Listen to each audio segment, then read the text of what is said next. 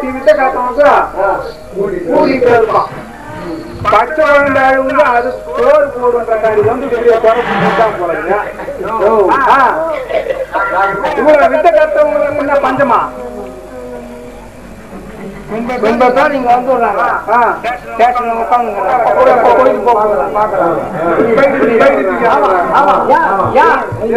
எங்கிட்ட வந்துட்டு அதனால அதே மாதிரி நானும் என்னுடைய தேசம் இருந்தேன்னு சொன்னா உங்களை சேர்த்து போறது இல்லை.